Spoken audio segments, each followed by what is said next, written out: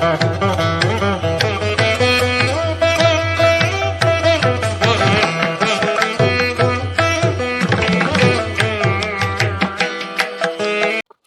பிரம்மா, குரு விஷ்ணு, குரு தேவோ மகேஸ்வரா, குரு சாட்சாத் பரபிரம்மா, தஸ்மை ஸ்ரீ குருவே நமக.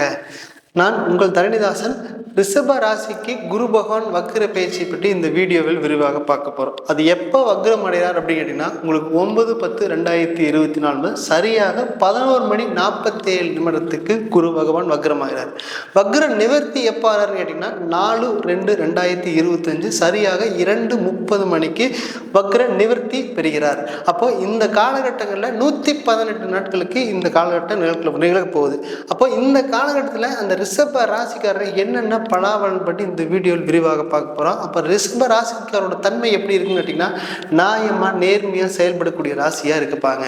அப்போது ஏன்னா உங்களோட உழைப்பு எல்லாரும் பயன்படுத்திக்குவாங்க. ஏன் அப்படின்னு கேட்டிங்கன்னா, அந்த அளவுக்கு உழைப்புக்கு உண்மையாக நம்ம நேர்மையாக செயல்படுவோங்கிற எண்ணமாக இருக்குது. அப்போது பாருங்கள், எதுவுமே எவ்வளவு உழைச்சாலும் கூட உங்களுக்கு எதுவுமே சேமிச்சக்கூடிய தன்மை இல்லை அப்படிங்கிறது இந்த ரிஷப ராசிக்காரங்களுக்கு இருப்பாங்க. பார்த்தீங்கன்னா, உழைப்பு அனைவரும் பயன்படுத்திக்குவாங்க. நேர்மையாக இருப்பீங்க, நியாயமாக இருப்பீங்க, நியாயமாக செயல்படக்கூடிய தன்மை உங்களுக்கு ரிஷப ராசிக்காரங்களுக்கு.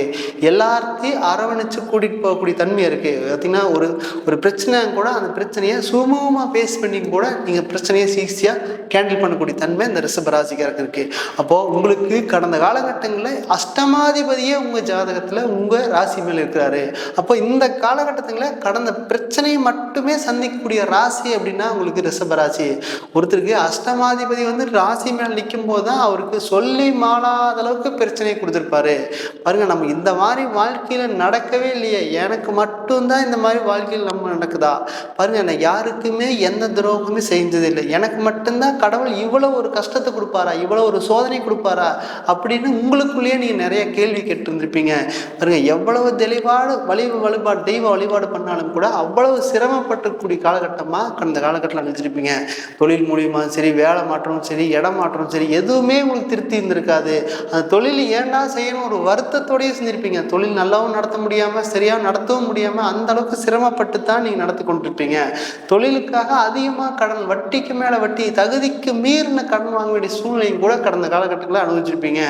பாருங்க, ஒரு அஷ்டமாதிபதி உங்கள் ராசியில் இருக்கும் போது தான் நீ யாருகிட்ட நல்ல பேர் எடுக்கணும்னு நினைக்கிறீங்களோ அவங்ககிட்ட மட்டும்தான் ஒரு அவமானத்தை சந்திக்கக்கூடிய சூழ்நிலையை மேலும் மேலும் மேலும் உருவாகிட்டே இருக்கு.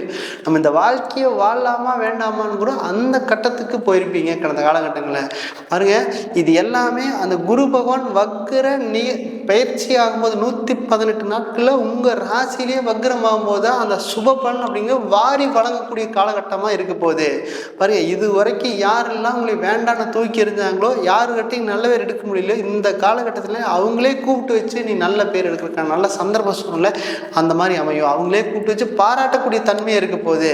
யாரெல்லாம் நீங்கள் வேண்டான்னு போனாங்களோ அவங்க மேலும் மேலும் வரக்கூடிய காலகட்டம், வழியை பேசி அந்த தொழில் செய்யக்கூடிய காலகட்டமாக இருக்குது. பாருங்க, இந்த தொழில் செய்யக்கூடிய எண்ணம் இந்த ராசிக்கு இருக்க போகுது. ஏன்னா அந்த அளவுக்கு நேர்மையாக உழைக்கக்கூடிய ராசியாக இருக்க போகுதுங்க. பாருங்க, ஒரு செயலை செய்யணும்னா அது யாரும் எதையும் பார்க்க மாட்டேங்க, அந்த செயலை நோக்கி மட்டுமே உங்களுக்கு கான்சன்ட்ரேஷன் போயிட்டு இருக்கும்.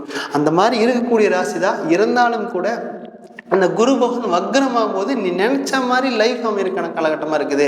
பாருங்க, குடும்பத்தில் ஒரு சின்ன சண்டை தாங்க, அந்த குடும்பம் ஒரு பிரியற அளவுக்கு போயிடுச்சு அப்படிங்கிற காலகட்டத்தில் இந்த இருந்திருப்பீங்க.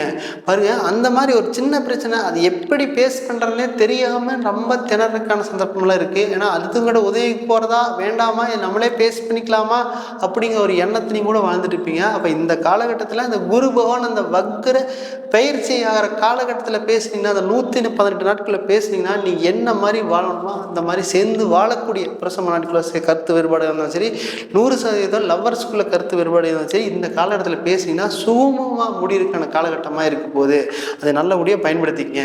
பாருங்க, இதில் பார்த்தீங்கன்னா கல்யாணம் ஆயிடுச்சுங்க, எனக்கு 3 வருஷமா குழந்தை இல்லை அப்படின்னு நினைச்சாலும் கூட இந்த காலகட்டத்தில் அந்த குரு பகவான் அங்கே வக்ரமாகும் போது தான் உங்களுக்கு 5ஆம் இடத்தை பார்க்க போறாரு உங்க ராசிக்கு. அப்போ அங்கே ராசிக்கு ஆல்ரெடி அங்கே கேது பகவான் இருக்காரு. அப்போ இந்த காலகட்டத்தில் காலகட்டத்தில் குழந்தை அப்படிங்கிறது நிச்சயமாக கிடைச்சே தீரும். அந்த மாதிரி காலகட்டமாக இருக்க போகுது. பாருங்க, உங்களுக்கு சனி பகவான் பார்த்தீங்கன்னா 10ஆம் இடத்துல வக்ரமாக இருக்கிறாரு. அப்போ அதுவும் சுபபலனை தான் கொடுக்க போறாரு, குரு பகவானும் சுபபலனை தான் கொடுப்பாரு. அப்போ கர்மகாரகன் அப்படிங்கிறது சனி பகவான், அவரே அங்கே 10ல் வக்ரமாக இருக்கும்போது தான் அவங்களுக்கு சுபபலனை மட்டுமே கொடுக்க போறாரு. அப்போ குழந்தை சார்ந்த விஷயத்துக்கு இந்த காலகட்டத்தில் முயற்சி பண்ணீங்கன்னா 100% உங்களுக்கு கிடைக்கிறதுக்கான சந்தர்ப்ப சூழ்நிலை அமையும்.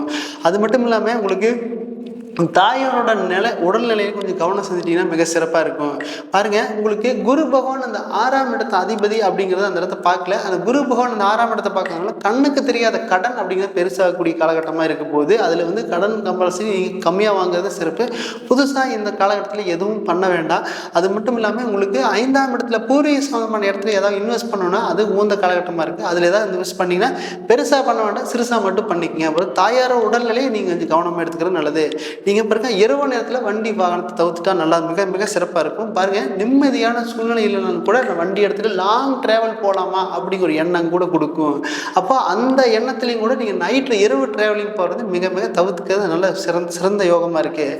பாருங்க, இது வெளிநாடு போகலாம் அப்படிங்கிற ஒரு எண்ணத்திலேயே கொடுக்கும். அந்த வெளிநாடு எப்போ போகிறது அப்படின்னு கேட்டிங்கன்னா இந்த குரு பகவான் வக்ரமானால் மட்டும்தான் அவர் சுபபலன் கொடுப்பாரு. அப்புறம் அவர் சுபபலன் பெறும்போது தான் நீங்கள் வெளிநாட்டு வாய்ப்புகள் நிறைய தேடி வரும். அதை மட்டும் நல்லபடியாக பயன்படுத்தக்கூடிய காலகட்டம் இந்த 118 நாட்களில் இருக்க போது அதை நல்லபடியாக பயன்படுத்துங்க. பாருங்க, உங்களுக்கு சனி பகவான் 10ல் உங்களுக்கு வக்ரம் ஆகும்போது உங்களுக்கு 100% நற்பலன் மட்டும்தான் கொடுக்க போறாரு. அப்போ உங்க குரு பகவான் உங்களுக்கு பாரு 9ஆம் பார்வையா இருக்க போகுது. 9ஆம் பார்வையா உங்களுக்கு 9ஆம் இடத்தை பார்க்கும்போது மிக மிக சிறந்த யோகத்தை கொடுக்க போகுது. அது மட்டும் இல்லாமல் அப்பா உங்களுக்கு எது வரைக்கும் இது சப்போர்ட் பண்ணல அப்படின்னா இது இனிமேல் கூப்பிட்டு சொத்தாக இருந்தாலும் பணமாக இருந்தாலும் காசு பணமாக இருந்தாலும் இந்த 118 நாட்களுக்கு கம்பல்சரி கிடைக்க போகுது. பாருங்க, இது வரைக்கும் நீங்க எப்படியெல்லாம் வாழணும்னு நினைக்கிறீங்களோ அது இந்த 118 நாட்களும் வாழக்கூடிய தன்மை உருவாகும். பாருங்க, என்னெல்லாம் பண்ணணும்னு நினைக்கிறீங்களோ அதெல்லாம் தாராளமா ஈஸியா சுலபமா செய்யக்கூடிய காலகட்டமா இந்த குரு பகவான் உங்களுக்கு கொடுப்பாரு. அதை நல்லபடியாக பயன்படுத்திக்கங்க. பாருங்க, உங்க ஜாதகத்துல குரு பகவான் என்ன வக்ரமாக்குறாரா, அந்த வக்ரமா இருந்துட்டாருன்னா மட்டும் இந்த ஜாதகத்துல இந்த 118 நாட்களுக்கு நீங்க வரவு செலவுல கவனமா இருக்கணும். சொல் வாக்குல எப்படி சொல்றதுல கவனமா இருக்கணும். ஏன்னா ஒரு வாக்கு கொடுத்துட்டா அந்த வாக்கு காப்பாற்றணும் தன்மையுடைய ராசி அப்படின்னா எங்களுக்கு ரிஷப ராசி தான். அந்த ரிஷப ராசிலேயே வந்து பார்த்தீங்கன்னா குருவான் வக்ரமாகும் போது நீங்க கொடுத்த வாக்கு அதை காப்பாற்ற முடியாத சூழ்நிலை உருவாயிரும். அதனால வந்து இந்த காலகட்டத்தில் அந்த 118 நாட்களை ஒரு சந்தோஷத்துல ஒரு வாக்கு கொடுத்தீங்கன்னா அதை வாக்கத்தை நிறைவேற்றுக்காக நீங்க நிறைய கஷ்டப்பட வேண்டிய சூழ்நிலை இருக்கும். பார்த்தீங்கன்னா இது வரைக்கும் இடமே வாங்கல அப்படின்னாலும் கூட இந்த காலகட்டத்தில் இடம் வாங்கி வீடு கட்டுறதுக்கான வாய்ப்புகள் இருக்க போகுது. இதில் வெளியூர் மாற்றம், வேலை மாற்றம், இது எல்லாமே ஈஸியாக கிடைக்கக்கூடிய காலகட்டமாக இது இருக்க போகுது. பாருங்க, வெளிநாடு போகணுன்னாலும் கூட இந்த காலகட்டத்தில் முயற்சி பண்ணினா ஈஸியாக வெளிநாடு போகிறதுக்கான சந்தர்ப்பம் இருக்குது. அப்போ பதவி உயர்வு எப்படா நமக்கு எதிர்பார்த்துட்டு இருப்பீங்க, எப்போ நமக்கு வந்து 5 வருஷமா இதே பதவியில் இருக்கிறோம், இந்த பதவி உயர்வு கிடைச்சா நம்மளுக்கு ஈஸியாக நல்லா இருக்குமே அப்படின்னு நினைச்சாலும் கூட இந்த காலகட்டத்தில் ஈஸியாக பதவி உயர்வு கிடைக்கிறதுக்கான சந்தர்ப்ப சூழ்நிலை உருவாகும். அதை நல்லபடியாக பயன்படுத்திங்க. இடமாற்றம் மாற்றம், தொழில் மாற்றம், உங்களுக்கு வேலை மாற்றம், எதெல்லாம் நினைக்கிறீங்களோ அதெல்லாம் ஈஸியாக உங்களுக்கு கிடைக்கக்கூடிய காலகட்டமாக இருக்க போகுது. இது எல்லாமே உங்கள் ஜாதகத்தில் குரு பகவான் வக்ரமாக இருக்காரா, குரு பகவான் வந்து பார்த்தீங்கன்னா புத்தி போகுதா, இல்லை குரு பகவான் திசா போகுதா, அதை பயன்படுத்திட்டீங்கன்னா உங்களுக்கு அது எப்படி இருக்குது, அது உங்கள் ஜாதகத்தில் இருக்கிறதுக்கு தகுந்த மாதிரி அதுக்கு தகுந்த மாதிரி நீங்கள் செயல்பட்டீங்கன்னா மேலும் மேலும் வளர்ச்சி கூடிய காலகட்டமாக இருக்க போகுது. இது நல்லபடியாக பயன்படுத்திக்கங்க. உங்கள் ஜாதகத்தில் குரு பகவான் என்ன நிலைமையில் இருக்குது பார்க்கணும்னு தெரிஞ்சுக்கிறேன்னு விருப்பம் இருந்தால் கீழே கொடுக்கப்பட்டுள்ள தொடர்பு கொள்ளலாம். நான் உங்களிடமிருந்து விடைபெறுவது தரணிதாசன் மற்றும் வேறொரு பேரில் உங்களை சந்திக்க விரும்புகிறேன். நன்றி, வணக்கம்.